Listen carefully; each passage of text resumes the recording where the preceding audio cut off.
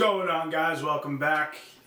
Today I actually wanted to start off with some news in the NFL. Figured it's the playoffs, why not talk about it? Had some great games. Started off with the Texans over the Browns. I don't know if you could consider it an upset, but I mean, 45-14 as a final score. Great for the Texans. Glad they got a win in the playoffs. It's been a couple of years. And C.J. Stroud, man, he is the real deal. Happy for him. He's just one of those guys. How can you not root for him? The Chiefs over the Dolphins. No surprise there, really. Cold weather. I think everyone had the Chiefs winning that. It really wasn't even too much of a debate to me personally. Packers over the Cowboys. Another year for the Cowboys just choking in the playoffs like they do every single year. It's actually, to me, it's impressive. It really is. Like, how do you have such a good regular season team just to go to the playoffs and blow it? They have a lot of questions to answer themselves as a franchise this offseason. The Lions over the Rams. The game of the weekend, probably. To me, it was close the whole way. Saw some great plays on offense and defense. Happy to see Detroit get a win. I think everyone is rooting for them. That's not playing against them. Good for them. The Bills beat the Steelers. Again, not really close. Everyone was expecting this result.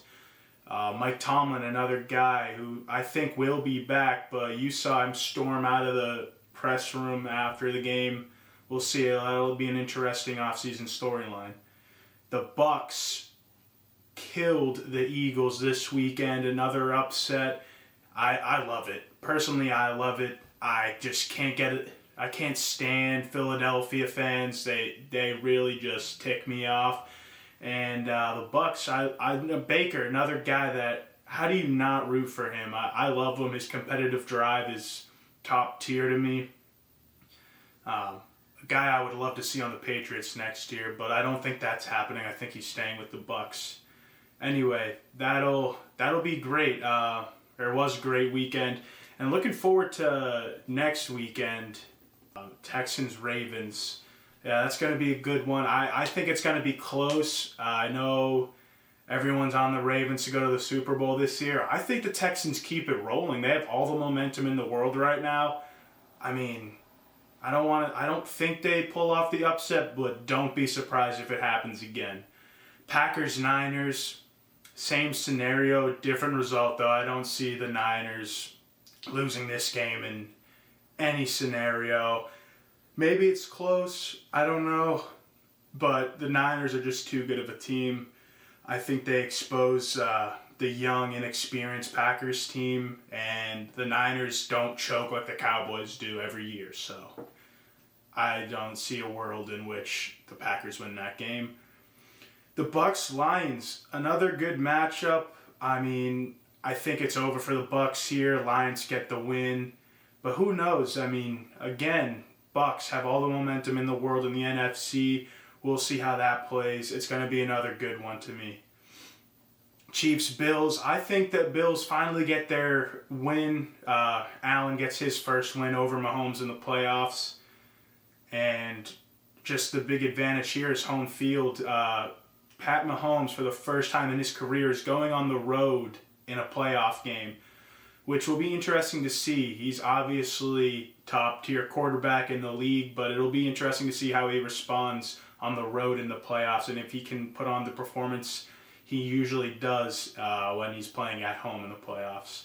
I have the Bills in that one. I think it's their year to finally beat the Chiefs and advance to the conference championship. But good games. Let's go back to the Patriots. That's what we're here for, right? So just to start off, I want to go over Bill Belichick.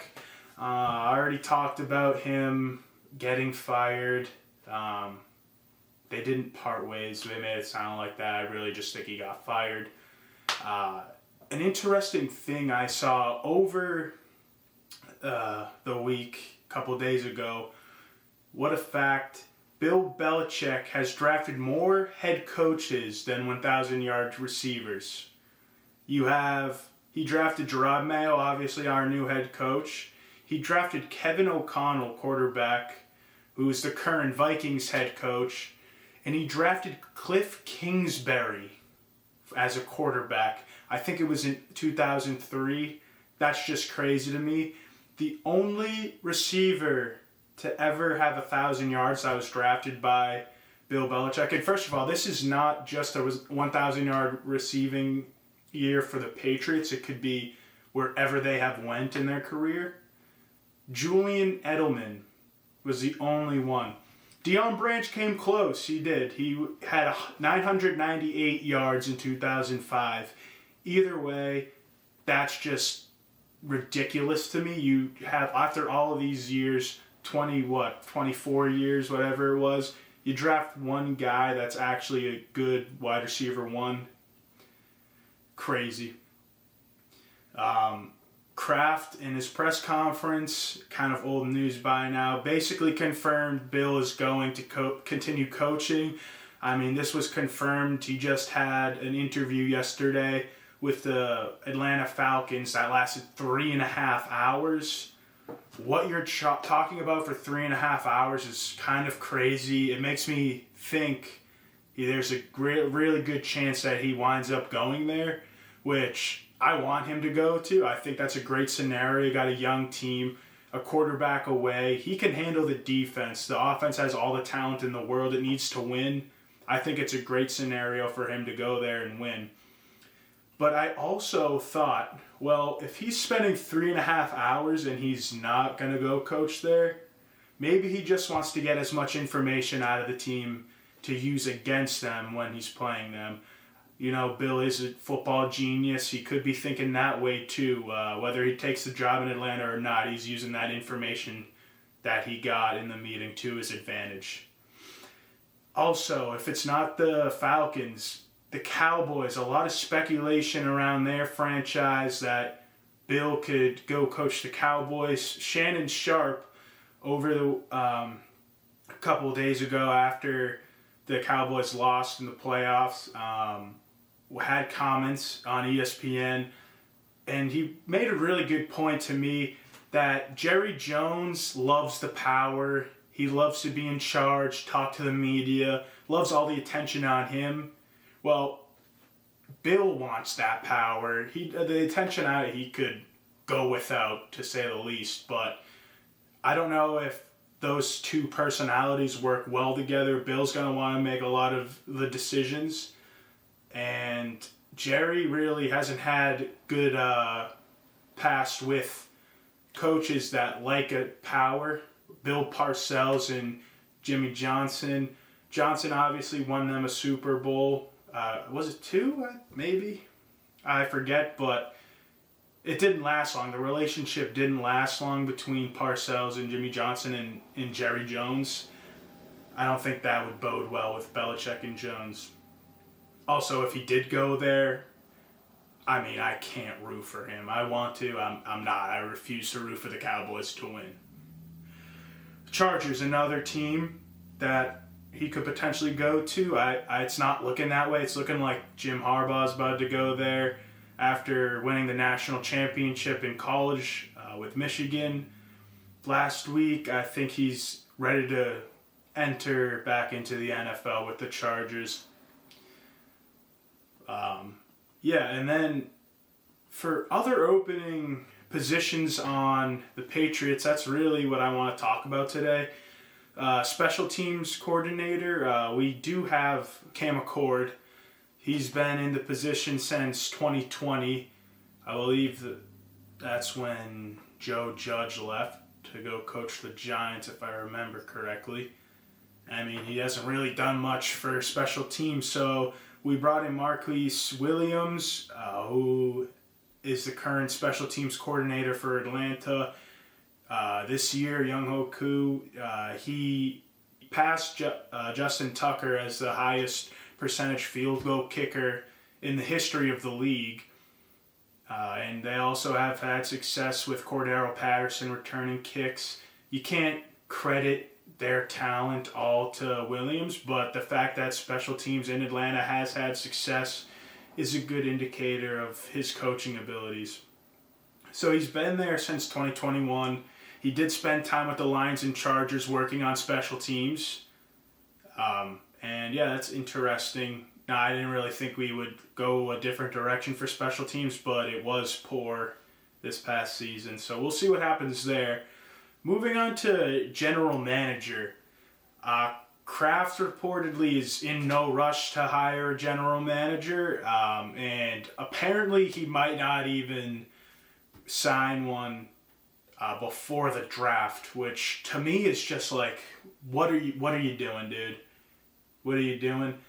I mean, I know people in our organization have been gathering all their scouting information all year long. You want to use that, but you can't hire a GM after the position that we have this offseason. It really doesn't get any better. And if you make moves without the general manager, who's going to want to come into the situation after you spend all that money, you use your draft picks? It just is a lot less of an enticing job for a general manager candidate. And I don't know if Matt Groh and Elliott Wolf, they're probably going to be the ones responsible for drafting for us. The thing is how much of the past couple of years has been on them and how much has been on Bill Belichick. Kraft is, I guess, blaming Belichick indirectly if he's keeping Groh and Wolf in their positions. So it'll be interesting to see how that plays out. I'm pretty upset that we're not signing a new GM, but we'll see. If we do go that route, though, Dave Ziegler, he was with the Patriots front office from 2013, 2021, and he made his way all the way to Director of Player Personnel, that role in 2021, which is what Matt Groh currently is. After that, he was hired by the Raiders as their general manager and took Josh McDaniels along with him. You know how that went there. He got fired when Josh McDaniels did midway through the season this year. But an interesting report that came out after he was fired was that Ziegler wanted to trade up for C.J. Stroud in the draft, and McDaniels vetoed it. Now, I don't know why McDaniels had the authority to veto that if Ziegler's the general manager, but somehow he did. I would say that team's downfall was majority on McDaniels' shoulders because Ziegler didn't do that horrendous of a job. Did he deserve to get fired? I think that's a debate. But I mean, if you look at some of the moves he made, he traded for Devontae Adams, who's had 1,000 yards receiving in his both seasons he's played with the Raiders. He drafted Michael Mayer, great tight end this year, a rookie out of Notre Dame. He drafted Aiden O'Connell, who obviously doesn't seem to be anything special, but I mean, he held his own in there when he got the chance to play this year. He seemed to get better, so that could be a potential pick you look back on in a couple of years and say, wow, good pickup. Zamir White, running back for the Raiders, also had a great year, produced pretty well. When Josh Jacobs got hurt, Zamir stepped in and performed well. And Dylan Parham, who was drafted 2 years ago, the Raiders didn't have any first-round draft picks that year, or 2 years ago, or what was it, 2022?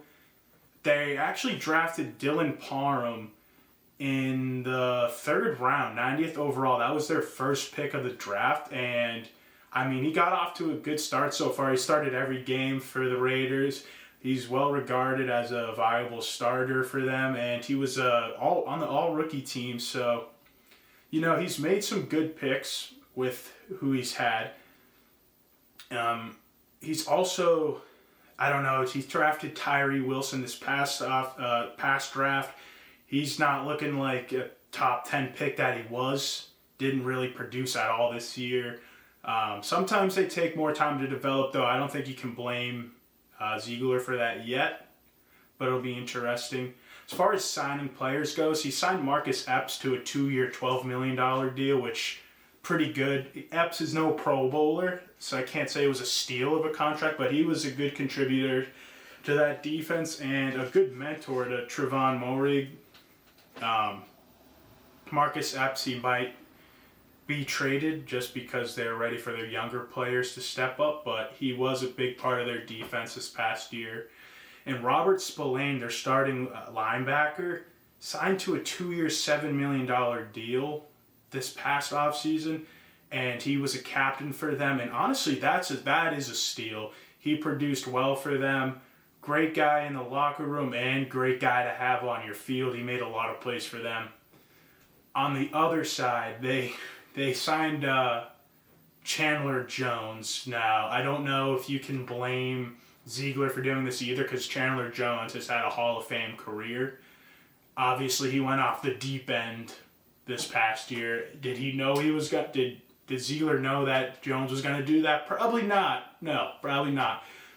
But, I mean, it's just bad how that ended, so Ziegler's going to catch some hate for that. And then signing Jimmy Garoppolo, that's horrendous. That's terrible. There's really no excuses about that. But, like I said earlier, let's not forget he did want to trade up for C.J. Stroud. Didn't happen. They went with Jimmy. You know what happened there. So, interesting guy to keep a lookout for when the Patriots are hopefully eventually going to sign someone, hire someone for that GM role or something along those lines. As far as offensive coordinator goes, this is an interesting one because Bill O'Brien hasn't even been fired yet, but you got reports that Mayo is looking at a bunch of different people to take over the position. And from what I've read, it's not that Bill O'Brien is going to get fired, but he's going to have to basically earn his job again and have a plan for the future because Mayo wants to modernize our offense. Bill O'Brien's more of an old school guy. Same with McDaniels. So when Mayo's looking, I mean, it's so easy to rehire McDaniels, but I really don't want to see it. Honestly, it'd make me mad. I need something to switch here, something to change, especially on offense with how bad it's been since McDaniels left and Brady's retired. Obviously, it's been a steep decline for us. But Bill O'Brien still has the position as of now. Who knows if he'll be back? If he's not, I have 3 guys to possibly step in. First being Chad O'Shea. This is kind of a stretch. He was the wide receiver coach here from 2009 to 2018. He was the Dolphins offensive coordinator in 2019. He headed down to Miami when Brian Flores was hired as their head coach. Interesting thing, O'Shea was in the middle of a meeting with Ryan Fitzpatrick at the end of the season, just going over stuff like normally coordinators do that with their players, just to go over their successes and failures of the season, what to work on, stuff like that, whatever it may be. Brian Flores interrupted O'Shea in the middle of his meeting with Ryan Fitzpatrick and canned him right on the spot. Just a terrible way to go out. Scummy on Flores' part. But yeah, Chad O'Shea didn't have too much success as the Dolphins offensive coordinator. But after that, he did go to the Browns as their wide receiver coach, and I mean, you saw it. Deshaun Watson didn't really put up too many numbers. Their wide receivers still had pretty good seasons. And once Flacco got there, I mean, their offense started going off, and he looked like a Hall of Fame quarterback, honestly. He's putting up crazy stats. He was the elite Joe Flacco that people used to debate over. Can you attribute that success to Chad O'Shea? I don't know how much. I mean, it's tough. I don't think you give majority credit to him, obviously. But the wide receivers had a lot of success. Amari Cooper broke the single game record for receiving yards a couple weeks back. So he's potential. I think it's a stretch that we hire him. But these are 2 interesting names that I think everyone should keep an eye on. Really interesting. First one, Cliff Kingsbury. I mentioned him earlier. Again, has ties to the Patriots. He was drafted by Bill Belichick. He was the Texas Tech head coach from 2013 to 2018, and then made his way to the NFL with the Cardinals 2019 to 2022 as their head coach. That ended really weird. He got signed to a big contract extension, and then if I remember correctly, they got a new general manager themselves, and he said goodbye to Cliff. There was a big news last off season, but he spent this past year working at University of Southern California as an offensive analyst and QB coach. Obviously, you saw how well Caleb Williams did. He was already amazing the year before that when he won the Heisman, but did enjoy a lot of success this year again. So it'll be interesting to see if Cliff is ready to take on a bigger role again. And I think, he is more modern in his offensive schemes. Why not give him a shot to come back here and see what he can prove? But the most interesting name to me, because Robert Kraft loves staying in-house and signing people with ties to the Patriots, Wes Welker. Wes Welker obviously played for us, enjoyed all that success. Other than Randy Moss, I would say the most talented wide receiver that Brady ever played with here. But after he retired, he got into coaching, and he was on the 49ers staff as their wide receiver coach with Kyle Shanahan from 2019 to 2021. So he learned Shanahan's scheme there. You know how good the 49ers have been over the past half decade or so. When Mike McDaniels got hired as the Dolphins head coach before last year, Wes Welker made the move with him there. And, again, the passing game in Miami has been phenomenal. You got a lot of talent in that wide receiver room, but the production they put up still is amazing. Tyreek Hill has put up the best numbers of his career the past 2 years. And Jalen Waddle is also a great wide receiver they have there. And, you can give Wes Welker a lot of credit for that too. So he's got that more modern scheme that I think Gerard Mayo is looking for in his offensive coordinator role that he's looking to hire. And Wes and Gerard were teammates for a while. I think that would be a great hire for us. Give Wes Welker a chance as O coordinator.